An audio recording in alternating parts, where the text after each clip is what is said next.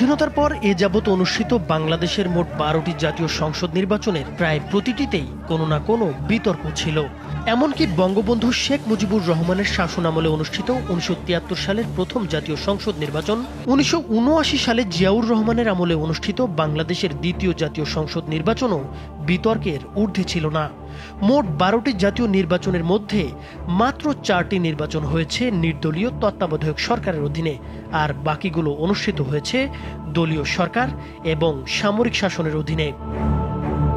এসব নির্বাচনের পরে আওয়ামী লীগ ৬ বার, বিএনপি ৪ বার ও জাতীয় পার্টি ২ বার সরকার গঠন করে। অধিকাংশ নির্বাচনের পরই অভিযোগ উঠেছে জালিয়াতি, কারচুপি আর অনিয়মের।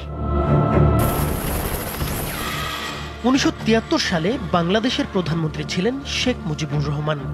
দেশব্যাপী আওয়ামী লীগের ব্যাপক জনপ্রিয়তা ছিল সে সময়।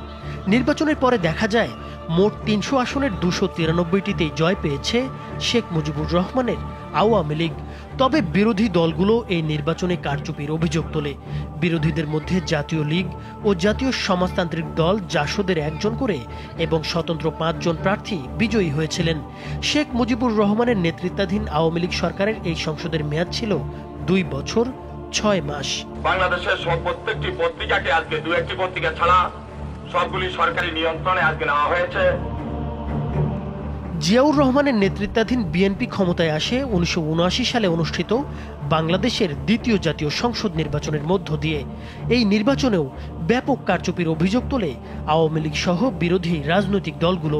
মোট ২৯টি রাজনৈতিক দল এই নির্বাচনে অংশ নেয়। এই সংসদের মেয়াদ ছিল ৩ বছর। আপনারা আমার জন্য দোয়া করবেন, আমি আপনাদের কথা দিচ্ছি। ১৯৮৬ সালে অনুষ্ঠিত হয় তৃতীয় জাতীয় সংসদ নির্বাচন। নির্বাচনে জাতীয় পার্টি ১৫৩টি আসন পেয়ে জয়লাভ করে।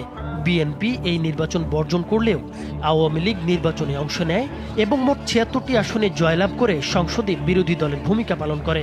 অন্যান্য নির্বাচনের মতো এই নির্বাচনেও ব্যাপক কারচুপির অভিযোগ করা হয়। এই সংসদের মেয়াদ ছিল ১৭ মাস, শুধুমাত্র আপামর জনগোষ্ঠীর কল্যাণ সাধনে। ১৯৮৮ সালে অনুষ্ঠিত হয় বাংলাদেশের চতুর্থ জাতীয় সংসদ নির্বাচন। আওয়ামী লীগ ও বিএনপি সহ অধিকাংশ রাজনৈতিক